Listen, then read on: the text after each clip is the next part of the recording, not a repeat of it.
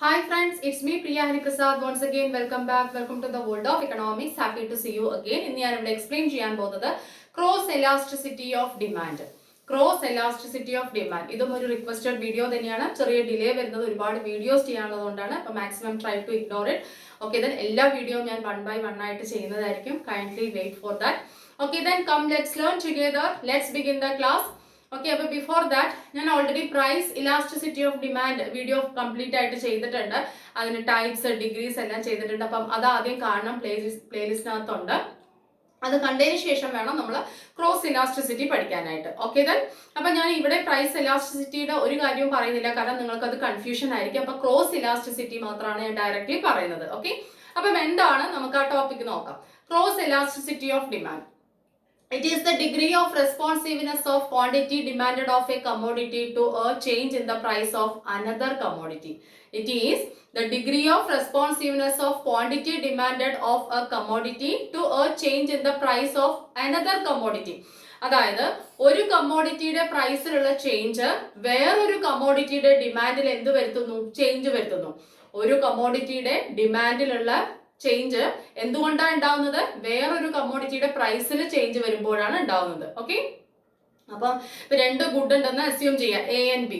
അപ്പം ഈ എ എന്ന് പറയുന്ന കമ്മോഡിറ്റിയുടെ ഡിമാൻഡിൽ ചേഞ്ച് ഉണ്ടാവുകയാണ്. അത് whether it is increase or decrease, കൂടുവാം കുറയാവാം അല്ലെ, അങ്ങനെ ആ ഒരു ചേഞ്ച് വരികയാണ്. അത് എന്തിന്റെ കാരണമാണ്?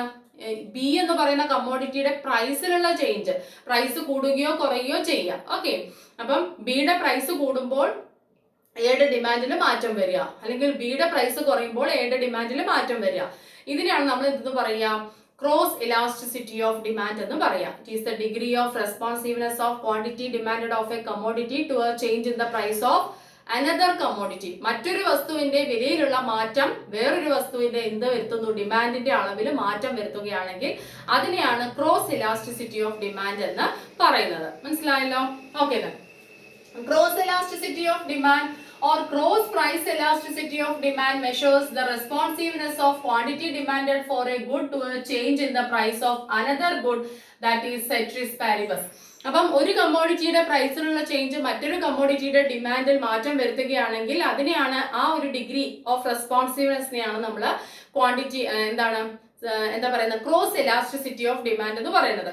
അതിനെ തന്നെയാണ് നമ്മൾ സെട്രിസ് പാരിബസ് എന്ന് പറയുന്നത് അല്ലെ. സെട്രിസ് പാരിബസ് എന്ന് പറയുന്ന എക്കണോമിക്സിന്റെ ഒരു ടേം ആണ്. അത് ഇങ്ങനെ ഒരു കാര്യത്തിന് തന്നെയാണ് അതിനെ പറയുന്നത്. മനസ്സിലായല്ലോ? Okay, it is measured as the percentage change in quantity demanded for the first good that occurs in response to a percentage change in price of the second good. അതായത് ഈ സെക്കൻഡ് ഗുഡിലുള്ള പ്രൈസിലുള്ള ചേഞ്ച്, അതിന്റെ percentage, ഒരു particular percentage പ്രൈസിൽ change വരികയാണ് second ഗുഡിന്റെ. അത് എന്തിനു കാരണമാവുന്നു? ആ first ഗുഡിന്റെ ഡിമാൻഡിന്റെ അളവിലും ഒരു പെർസെൻറ്റേജ് മാറ്റം വരുത്തുന്നു. ഫസ്റ്റ് ഗുഡിന്റെ എന്തിന്റെ? ഡിമാൻഡിന്റെ അളവിൽ മാറ്റം വരുത്തുന്നു. എന്ത് കാരണം? ഈ സെക്കൻഡ് ഗുഡിന്റെ പ്രൈസിൽ മാറ്റം വരുമ്പോൾ. ഓക്കെ, അപ്പം രണ്ട് ഗുഡ് ഉണ്ടെന്ന് വിചാരിക്കാം, ഫസ്റ്റ് ആൻഡ് സെക്കൻഡ്. അപ്പൊ സെക്കൻഡ് ഗുഡിലുള്ള പ്രൈസിൽ ഒരു പർട്ടിക്കുലർ പെർസെൻറ്റേജ് ചേഞ്ച് വരികയാണ്. സെക്കൻഡ് ഗുഡിന്റെ പ്രൈസിൽ ഒരു പർട്ടിക്കുലർ പെർസെൻറ്റേജ് ചേഞ്ച് വരികയാണെങ്കിൽ അത് എന്തിനു കാരണമാവുന്നു? ഫസ്റ്റ് ഗുഡിന്റെ ഡിമാൻഡിന്റെ അളവില് ഇതേപോലെ ഒരു പർട്ടിക്കുലർ പെർസെൻറ്റേജ്, ഡിമാൻഡിന്റെ അളവില് പെർസെൻറ്റേജ് മാറ്റം വരുത്തുന്നു എങ്കിൽ അതിനെയാണ് നമ്മൾ ക്രോസ് എലാസ്റ്റിസിറ്റി ഓഫ് ഡിമാൻഡ് എന്ന് പറയുന്നത്. ഓക്കെ, ഒരു എക്സാമ്പിൾ പറയുകയാണെങ്കിൽ ഒന്നും കൂടെ നമുക്ക് മനസ്സിലാവും. എന്താന്ന് വെച്ചാൽ ഇപ്പൊ ഫ്യൂവലും കാറും നമുക്ക് എക്സാമ്പിൾ ആയിട്ട് എടുക്കാം. ഇപ്പൊ ഫ്യൂവലിന്റെ പ്രൈസ് കൂടുകയാണെങ്കിൽ എന്താ സംഭവിക്കുക? ഫ്യൂവൽ എന്ന് പറഞ്ഞാൽ പെട്രോളിയം പ്രോഡക്ട്സിന്റെ പ്രൈസ് കൂടുകയാണെങ്കിൽ കാറിന്റെ ഡിമാൻഡ് എന്ത് ചെയ്യും? കുറയും. കാരണം നമ്മൾ ഈ കാറും ഫ്യൂവൽ അല്ലെങ്കിൽ കാർ ആൻഡ് പെട്രോൾ എന്ന് പറയുന്നത് കോംപ്ലിമെന്ററി ഗുഡ്സ് ആണ്, which we have to use together അല്ലെ. നമ്മൾ ഒരുമിച്ച് ഉപയോഗിക്കുന്ന സാധനങ്ങളാണ്.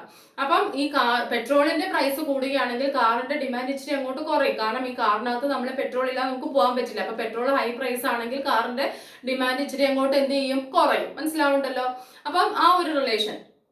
അപ്പം ഈ ക്രോസ് എലാസ്റ്റിസിറ്റി ഓഫ് ഡിമാൻഡ് നമ്മൾ ശരിക്കും പഠിക്കുന്നത് രണ്ട് കമ്മോഡിറ്റീസിന്റെ കേസിലാണ്. കോംപ്ലിമെന്ററി ഗുഡ്സും സബ്സ്റ്റിറ്റ്യൂട്ട് ഗുഡ്സും. കോംപ്ലിമെന്ററി ഗുഡ്സ് എന്താന്ന് നമുക്കറിയാം, രണ്ടും ഒരുമിച്ച് ഉപയോഗിക്കുക അല്ലെ. ഇങ്ക് ആൻഡ് പെൻ അല്ലെങ്കിൽ pen and paper, bread and butter, socks and shoe, നമ്മൾ ഒരുമിച്ച് ഉപയോഗിക്കുന്ന സാധനങ്ങൾ അല്ലെ. തന്നെ ഉപയോഗിക്കില്ല. അപ്പം ഒരു ഗുഡിന്റെ ഉള്ള പ്രൈസിലുള്ള മാറ്റം മറ്റൊരു ഗുഡിന്റെ ഡിമാൻഡിൽ എന്ത് വരുത്തും? മാറ്റം വരുത്തും. കാരണം ഒരുമിച്ച് ഉപയോഗിക്കുന്ന സാധനങ്ങൾ ആയതുകൊണ്ട് ആണല്ലോ. ഓക്കെ, അതേപോലെ തന്നെ സബ്സ്റ്റിറ്റ്യൂട്ട് ഗുഡ്സ്, അതെന്താണ്, നമ്മൾ ഒരു ഗുഡിന്റെ പകരം വേറൊരു ഗുഡ് ഉപയോഗിക്കും, ശരിയല്ലേ? അതായത് ടീ ആൻഡ് കോഫി പോലുള്ള കാര്യങ്ങൾ. എന്താണ് ടീ എന്താ നമ്മള് ടീയുടെ പ്രൈസ് കൂടിയാൽ കുറച്ച് പേരെങ്കിലും എന്ത് ചെയ്യും, കോഫിയിലോട്ട് ഷിഫ്റ്റ് ചെയ്യും. കാരണം ഇത് ഒന്നുകിൽ ടീ അല്ലെങ്കിൽ കോഫി, കുറച്ച് പേർക്കെങ്കിലും അങ്ങനെ അഡ്ജസ്റ്റ് ചെയ്യാൻ പറ്റും അല്ലെ, സെയിം യൂസേജ് ആയതുകൊണ്ട്. അപ്പം അങ്ങനെ ഒരു സിറ്റുവേഷനിൽ ടീ ആൻഡ് കോഫി, ടീയുടെ പ്രൈസ് കൂടുമ്പോൾ കോഫിയുടെ ഡിമാൻഡ് എന്ത് ചെയ്യും, കൂടും. അപ്പം ഇവിടെ ടീ എന്ന് പറയുന്ന വേറൊരു ഗുഡ് അല്ലെ, അതിന്റെ പ്രൈസിലുള്ള ചേഞ്ച് കോഫി എന്ന് പറയുന്ന വേറൊരു ഗുഡിന്റെ ഡിമാൻഡിൽ എന്ത് വരുത്തുന്നു, മാറ്റം വരുത്തുന്നു. ഇതാണ് ക്രോസ് എലാസ്റ്റിസിറ്റി ഓഫ് ഡിമാൻഡ് എന്ന് പറയുന്നത്, ശരിയാണല്ലോ? ഓക്കെ, ഇനി ഇത് മെഷർ ചെയ്യാനായിട്ട് നമുക്കൊരു ഫോർമുല ഉണ്ട്, CED, cross elasticity of demand, that is equal to percentage change in quantity demanded of A divided by percentage change in price of good B.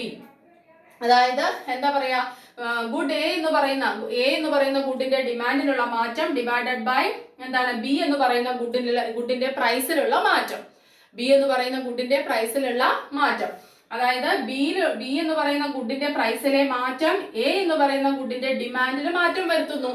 എത്ര മാറ്റം വരുത്തുന്നു, ആ ഡിഗ്രിയാണ് CED, cross elasticity of demand. മനസ്സിലായല്ലോ?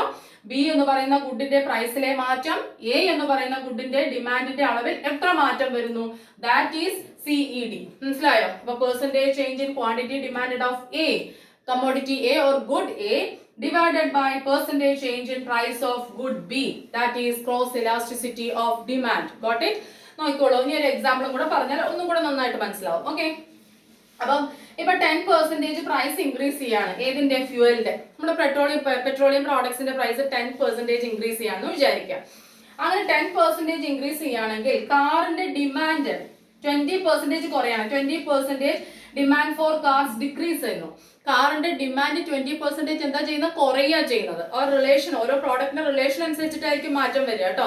അപ്പൊ ഇവിടെ petroleum പ്രോഡക്ട്സിന്റെ price 10% കൂടിയപ്പോൾ 20% demand, കാറിന്റെ ഡിമാൻഡ് കുറഞ്ഞു. മനസ്സിലായോ? അപ്പൊ നമുക്ക് ഇത് എങ്ങനെ കാൽക്കുലേറ്റ് ചെയ്യാം? അപ്പൊ കാറിന്റെ ഡിമാൻഡ് കുറയുക ചെയ്ത്, അപ്പൊ നമുക്ക് മൈനസ് ഇടണം മുകളില്. മനസ്സിലായല്ലോ? അപ്പം ആദ്യം മുകളിൽ എന്താ നമ്മൾ എഴുതേണ്ടത്, 20 അല്ലെ, മുകളിൽ 20 മൈനസ് 20 ഡിവൈഡഡ് ബൈ 10 എന്ന് വെച്ചാൽ ക്വാണ്ടിറ്റി ഡിമാൻഡിൽ ക്വാണ്ടിറ്റി ഡിമാൻഡിലുള്ള ചേഞ്ച് എത്രയാണ്, -20 എന്ന് വെച്ചാൽ 20% ഡിക്രീസ് ചെയ്തു എന്ന് പറയുമ്പോൾ -20. നമ്മൾ ഡിമാൻഡ് ആണ് മുകളിൽ എഴുതേണ്ടത്, ഡിമാൻഡിലുള്ള ചേഞ്ച് ആണല്ലോ. ഓക്കെ, ഡിവൈഡഡ് ബൈ പ്രൈസിലുള്ള ചേഞ്ച് 10% ആണ്, അത് പ്രൈസ് ഇൻക്രീസ് ചെയ്തിരിക്കുകയാണ്, അതുകൊണ്ട് പ്ലസ് അല്ലേ. അപ്പൊ +10. അപ്പൊ നമുക്ക് ഈ 0 ക്യാൻസൽ ചെയ്തു. അപ്പൊ നമുക്ക് എന്ത് കിട്ടും, -2 ഡിവൈഡഡ് ബൈ 1. ഒരു വാല്യൂ മൈനസ് ആണെങ്കിൽ അതിനെ ഡിവൈഡ് ചെയ്യുമ്പോൾ മൈനസ് വാല്യൂ അല്ലേ കിട്ടുക. -2 എത്ര 1 ഉണ്ട്, -2 തന്നെയാണ് അല്ലെ. -2 ഡിവൈഡ് ബൈ 1 -2. അപ്പൊ നമുക്ക് -2 എന്ന ആൻസർ കിട്ടി. എന്ന് വെച്ചാൽ ക്രോസ് ഇലാസ്റ്റിസിറ്റി ഓഫ് ഡിമാൻഡ് എന്ന് പറയുന്നത് -2 ആണ്, ശരിയല്ലേ? ഓക്കെ, ഇനി നമുക്ക് എന്താ സംഭവിച്ചത്, അപ്പം ഇത് ശരിക്കും പറഞ്ഞാൽ എന്തുകൊണ്ട് മൈനസ് വന്നു എന്ന് ചോദിച്ചാൽ ഡിമാൻഡ് എന്താ ചെയ്തത്, ഇവിടെ കുറയുക ചെയ്തത്. ഓക്കെ, ഡിമാൻഡ് എന്താ ചെയ്തത്, കുറയുക ചെയ്തത്. അതുകൊണ്ട് നമുക്ക് എന്ത് വന്നു, ആൻസർ മൈനസ് വന്നു. ഓക്കെ, അപ്പൊ ഒരു ഫ്യൂവലിന്റെ പ്രൈസ് ഇൻക്രീസ് ചെയ്യുന്ന സമയത്ത് ഡിമാൻഡ് എന്താ ചെയ്യുക, കുറയുക ചെയ്തത്, അതുകൊണ്ട് മൈനസ് വന്നു. അപ്പം മേളിലെ ഡിമാൻഡിന്റെ ചേഞ്ച് അത് മൈനസ് ആയതുകൊണ്ട് മൈനസ് ഇട്ടു, കുറഞ്ഞത് കൊണ്ട് മൈനസ് ഇട്ടു, താഴെ പ്രൈസിന്റെ ചേഞ്ച്, ആൻസർ ഇത്രയും കിട്ടി. ഇങ്ങനെയാണ് ക്രോസ് എലാസ്റ്റിസിറ്റി നമ്മൾ മെഷർ ചെയ്യുക. ഓക്കെ, ഇനി ഇങ്ങനെ ചെയ്യുന്ന സമയത്ത് ആൻസർ നെഗറ്റീവ് ആണെങ്കിൽ അത് കോംപ്ലിമെന്ററി ഗുഡ്സും, പോസിറ്റീവ് ആണെങ്കിൽ സബ്സ്റ്റിറ്റ്യൂട്ട് ഗുഡ്സുമാണ്. ഇങ്ങനെ ചെയ്ത സമയത്ത് ആൻസർ നെഗറ്റീവ് കിട്ടിയാൽ എപ്പോഴും അത് എന്താണ്, കോംപ്ലിമെന്ററി ഗുഡ്സ്. ഇത് നമുക്ക് ഓൾറെഡി അറിയാം കോംപ്ലിമെന്ററി ആണെന്ന്. ഇനി അതല്ല, നിങ്ങൾക്ക് ഗുഡ് എ ഗുഡ് ബി എന്ന് തന്നിട്ട് അതിന്റെ പെർസെന്റേജും തന്നിട്ട് ചെയ്ത് നോക്കിയിട്ട് എന്ത് ടൈപ്പ് ഗുഡ് ആണെന്ന് ചോദിച്ചു കഴിഞ്ഞാൽ, ഗുഡ്സ് ആണ് ഇതെന്ന് ചോദിച്ചു കഴിഞ്ഞാൽ നിങ്ങൾക്ക് എഴുതാൻ പറ്റും. മൈനസ് വാല്യൂ വന്നു കഴിഞ്ഞാൽ അത് കോംപ്ലിമെന്ററി ഗുഡ് ആണ്, ഗുഡ്സ് ആണ് അത് 2 അല്ലെങ്കിൽ പ്ലസ് വന്നു കഴിഞ്ഞാൽ എന്തായിരിക്കും, സബ്സ്റ്റിറ്റ്യൂട്ട് ഗുഡ്സ് ആണെന്ന് നിങ്ങൾക്ക് എഴുതാൻ കഴിയും. മനസ്സിലായല്ലോ? ഇനി ആ ഡയഗ്രാം കൂടെ നമുക്ക് നോക്കിയാൽ നമ്മുടെ കംപ്ലീറ്റ് ആവും. ഓക്കെ, അപ്പൊ ഞാൻ പറഞ്ഞു നെഗറ്റീവ് ആൻസർ വന്നു കഴിഞ്ഞാൽ കോംപ്ലിമെന്റ്സ് ആണ്, കോംപ്ലിമെന്ററി ഗുഡ്സ് ആണ്. ദെൻ അതേപോലെ തന്നെ പോസിറ്റീവ് വന്നു കഴിഞ്ഞാൽ സബ്സ്റ്റിറ്റ്യൂട്ട് ഗുഡ്സ് ആണ്. ഓക്കെ, അപ്പൊ ഇനി ഡയഗ്രാം നോക്കിക്കോളൂ. ഹിയർ ഇതാണ് ഡയഗ്രാം. എക്സ് ആക്സിസിൽ ക്വാണ്ടിറ്റി ഡിമാൻഡും വൈ ആക്സിസിൽ പ്രൈസും ആണ് മെഷർ ചെയ്യുന്നത്. ഓക്കെ, അതെല്ലാം നിങ്ങൾ എഴുതണം കേട്ടോ എക്സാം എഴുതുന്ന സമയത്ത്. ഓക്കെ, അപ്പം cross elasticity of demand for complementary goods എന്ന ഹെഡിങ് കൊടുക്കുക. നെഗറ്റീവ് ആയിരിക്കും ആൻസർ എന്ന് പറയുക. എന്നിട്ട് ഡയഗ്രാം വരയ്ക്കുക. എല്ലാം എക്സ് ആക്സിസിലും വൈ ആക്സിസിലും എന്താ മെൻഷൻ ചെയ്തിരിക്കുന്നത് എല്ലാം എഴുതുക. ഓക്കെ, അതിനുശേഷം നോക്കിക്കോളൂ, DD ആണ് ഡിമാൻഡ് കർവ്. അപ്പൊ നമ്മൾ ഇത് വരയ്ക്കുന്ന സമയത്ത് ഈ കോംപ്ലിമെന്ററി ഗുഡ്സിന്റെ case cross elasticity of demand mention ചെയ്യാൻ, അത് എക്സ്പ്ലെയിൻ ചെയ്യാൻ വരയ്ക്കുന്ന സമയത്ത് ഒറിജിനൽ നിന്ന് നല്ലോണം വിട്ടിട്ട് മുകളിലോട്ട് ഇങ്ങോട്ട് ഇങ്ങനെ വരച്ചാലേ ആ ഡയഗ്രാം ആ ഗ്യാപ്പ് നമുക്ക് കറക്റ്റ് ആയിട്ട് പറയാൻ കഴിയുള്ളൂ. അതായത് നമുക്ക് എങ്ങനത്തെ ഗ്യാപ്പാ വേണ്ടത്? പ്രൈസിൽ 10% ഇൻക്രിമെന്റും ഡിമാൻഡിൽ 20% കുറയും ചെയ്യുന്നു. അപ്പൊ ഡിമാൻഡിൽ കൂടുതൽ ഗ്യാപ്പ് കാണിക്കണം, പ്രൈസിൽ കുറവ്. അപ്പൊ ഇങ്ങനെയാണ് ഒറിജിനൽ വിട്ട് അങ്ങോട്ടും കയറ്റി അങ്ങോട്ട് വരയ്ക്കണം കേട്ടോ. മനസ്സിലായല്ലോ? അപ്പൊ നോക്കിക്കോളൂ, ഇവിടെ എന്താ സംഭവിച്ചത്? ഇപ്പം പ്രൈസിൽ ഇപ്പൊ പ്രൈസ് ഓഫ് ഏതാണിത്? ഇപ്പൊ പ്രൈസ് ഓഫ് ഫ്യൂവൽ ആണ് ഇവിടെ കൊടുത്തിരിക്കുന്നത്. ഇവിടെ ക്വാണ്ടിറ്റി ഡിമാൻഡ് ഓഫ് എന്താണ്? കാർസ് ആണ് കേട്ടോ. കാറിന്റെ ഡിമാൻഡ്, ഇവിടെ കാറിന്റെ ഡിമാൻഡ് താഴെ എക്സ് ആക്സിസിൽ, പ്രൈസ് ഓഫ് ഫ്യൂവല് എന്താണ് വൈ ആക്സിസിൽ. നോക്കിക്കോളൂ, ആദ്യം പ്രൈസ് ഓഫ് ഫ്യൂവൽ OP ആയിരുന്നു. ആ സമയത്ത് കാറിന്റെ ഡിമാൻഡ് OQ ആണ്. ഇവിടെയാണ് കിടക്കുന്നത് OQ കേട്ടോ. ഇത്രയും ഉണ്ടായിരുന്നു. അത് കഴിഞ്ഞിട്ട് പ്രൈസ് ഓഫ് കാർ OP യിൽ നിന്നും OP1 ആയിട്ട് കൂടി, എന്ന് വെച്ചാൽ 10% കൂടി. അപ്പൊ കാറിന്റെ ഡിമാൻഡ് ഇവിടെ നേരത്തെ OQ ആയിരുന്നു, OQ യിൽ നിന്നും OQ1 ആയിട്ട് കുറഞ്ഞു. നോക്കൂ, ഇങ്ങോട്ടാണ് ബാക്കിലേക്കാണ് വന്നിരിക്കുന്നത്, ലെഫ്റ്റ് ഹാൻഡ് സൈഡിൽ ഇങ്ങോട്ട് ബാക്കിലാണ് വന്നിരിക്കുന്നത്. എന്ന് വെച്ചാൽ OQ നിന്നും പുറകിലോട്ട് വന്നു എന്ന് പറഞ്ഞാൽ എന്താ അർത്ഥം? കുറഞ്ഞു അർത്ഥം. എത്ര പെർസെന്റേജ്? 20% കുറഞ്ഞു. മനസ്സിലായോ? അപ്പൊ അവിടെ എന്താ, എന്തുകൊണ്ട് ആ ഒരു ചേഞ്ച് വന്നത്? കോംപ്ലിമെന്ററി ഗുഡ്സ് ആണ്. കോംപ്ലിമെന്ററി ഗുഡ്സ് ഒരുമിച്ച് ഉപയോഗിക്കുന്നത് കൊണ്ട് ഒരു സാധനത്തിന്റെ പ്രൈസ് കൂടിയാൽ മറ്റേതിന്റെ കൂടെ എന്ത് കുറയും? ഡിമാൻഡ് കുറയും. അപ്പൊ കോംപ്ലിമെന്ററി ഗുഡ്സിന്റെ നെഗറ്റീവ് ആൻസർ ആയിരിക്കും നമ്മൾ പറഞ്ഞു. ഇവിടെ പ്രൈസ് OP യിൽ നിന്നും OP1 ആയിട്ട് 10%ലോട്ട് ഫ്യൂവലിന്റെ പ്രൈസ് കൂടിയപ്പോൾ OQ യിൽ നിന്നും OQ1 ആയിട്ട് കാറിന്റെ പ്രൈസ് കുറഞ്ഞു, 20% കുറയുകയാണ് ചെയ്തത്. ഓക്കെ, അത് കോംപ്ലിമെന്ററി ഗുഡ്സിന്റെ കേസിൽ. ഇനി അടുത്ത് നോക്കിക്കോളൂ, പോസിറ്റീവ് ആയിരിക്കും നമ്മൾ പറഞ്ഞു. ഏത്? സബ്സ്റ്റിറ്റ്യൂട്ട് ഗുഡ്സിന്റെ കേസിൽ. ടീ ആൻഡ് കോഫി പോലെയുള്ള നമ്മൾ ഒരുമിച്ച്, അതായത് പകരം വെക്കാൻ കഴിയുന്ന ഒരു ഗുഡിന്റെ കേസിൽ. ഓക്കെ, അപ്പൊ ഇവിടെ നോക്കിക്കോളൂ, പകരം വെക്കുന്ന ഗുഡിന്റെ കേസിൽ എന്താണ് സംഭവിച്ചിരിക്കുന്നത് വെച്ചാൽ എക്സ് ആക്സിസില് കോഫിയുടെ ക്വാണ്ടിറ്റി ഡിമാൻഡ് ആണ് കേട്ടോ. കോഫിയുടെ ക്വാണ്ടിറ്റി ഡിമാൻഡും വൈ ആക്സിസിൽ ടീയുടെ പ്രൈസും ആണ് കൊടുത്തിരിക്കുന്നത്. വൈ ആക്സിസിൽ എന്താ കൊടുത്തിരിക്കുന്നത്? ടീയുടെ പ്രൈസുമാണ് കൊടുത്തിരിക്കുന്നത്. ഇവിടെ നോക്കിക്കോളൂ, നേരത്തെ ടീയുടെ പ്രൈസ് OP ആയിരുന്നു, ഇനീഷ്യൽ പ്രൈസ്. അപ്പൊ OQ ആയിരുന്നു എന്തിന്റെ ക്വാണ്ടിറ്റി എന്ന് പറയുന്നത്? കോഫിയുടെ ഡിമാൻഡ് എന്തായിരുന്നു? OQ ആയിരുന്നു. ശരിയല്ലേ? ഓക്കെ, അങ്ങനെ ചെയ്ത സമയത്ത് പെട്ടെന്ന് എന്ത് ചെയ്തു? OP യിൽ നിന്നും OP1 ആയിട്ട് ടീയുടെ പ്രൈസ് കൂടി. അതൊരു 10% കൂടി എന്ന് വിചാരിക്കാം. ഓക്കെ, ആ സമയത്ത് കോഫിയുടെ ഡിമാൻഡ് OQ, ഇവിടെയാണ് OQ കിടക്കുന്നത്, OQ യിൽ നിന്നും OQ1 ആയിട്ട് ഷിഫ്റ്റ് ചെയ്തു. എന്ന് വെച്ചാൽ അതും എന്ത് ചെയ്തിരിക്കുകയാണ്? 10% കൂടിയിരിക്കുകയാണ്. പ്രൈസ് 10% കൂടിയപ്പോൾ ഡിമാൻഡ് എന്താ ചെയ്തത്? 10% കൂടി. ആരുടെ ഡിമാൻഡ്? കോഫിയുടെ ഡിമാൻഡ്. ആരുടെ പ്രൈസ് കൂടി? ടീയുടെ ഡിമാൻഡ് കൂടിയപ്പോൾ, ടീയുടെ പ്രൈസ് കൂടിയപ്പോൾ കോഫിയുടെ ഡിമാൻഡ് എന്താ ചെയ്തിരിക്കുന്നത്? കൂടിയിരിക്കുകയാണ് ചെയ്യുന്നത്. മനസ്സിലായോ? അപ്പം അത് അങ്ങനെ ഒരു റിലേഷൻഷിപ്പ്. അപ്പൊ ആൻസർ ചെയ്യുമ്പോൾ നമുക്ക് എന്തായിരിക്കും കിട്ടുക? പോസിറ്റീവ് ആയിരിക്കും കിട്ടുക. പെർസെന്റേജിൽ എന്ത് ചേഞ്ച് വന്നാലും കുഴപ്പമില്ല, പക്ഷെ എപ്പോഴും പോസിറ്റീവ് ആൻസർ ആയിരിക്കും കിട്ടുക. മനസ്സിലാവുണ്ടോ? കൂടുക ചെയ്യുക, ഡിമാൻഡ് കൂടുക ചെയ്യുക. അപ്പം ഈ സബ്സ്റ്റിറ്റ്യൂട്ട് ഗുഡ്സിന്റെ കേസിൽ ഒരു കമ്മോഡിറ്റിയുടെ പ്രൈസ് കൂടുമ്പോൾ മറ്റേ കമ്മോഡിറ്റിയുടെ ഡിമാൻഡ് എന്താ ചെയ്യുക? കൂടുക ചെയ്യുക. മനസ്സിലാവുണ്ടല്ലോ? അപ്പം അങ്ങനെയുള്ള ചേഞ്ച്, അതിനെയാണ് നമ്മൾ എന്തെന്ന് പറയുന്നത്? എന്തെന്ന് പറയുന്നത്? Cross elasticity of demand. ഏത് ഗുഡിന്റെ കേസിൽ? സബ്സ്റ്റിറ്റ്യൂട്ട് ഗുഡ്സിന്റെ കേസിൽ എന്ന് പറയുന്നത്. ഓക്കെ, അപ്പൊ സബ്സ്റ്റിറ്റ്യൂട്ട് ഗുഡ്സിന്റെ കേസിലെ ഡിമാൻഡ് കർവ് നമ്മൾ ഇങ്ങനെ വരയ്ക്കണം, എന്നാലേ ആ ഒരു ഡയറക്റ്റ് റിലേഷൻഷിപ്പ് നമുക്ക് മനസ്സിലാവുള്ളൂ. ഇപ്പൊ ഇവിടെ എക്സ് ആക്സിസിൽ ടീയുടെ പ്രൈസും വൈ ആക്സിസിൽ എക്സ് ആക്സിസിലെ കോഫിയുടെ ക്വാണ്ടിറ്റിയും വൈ ആക്സിസിൽ ടീയുടെ പ്രൈസും.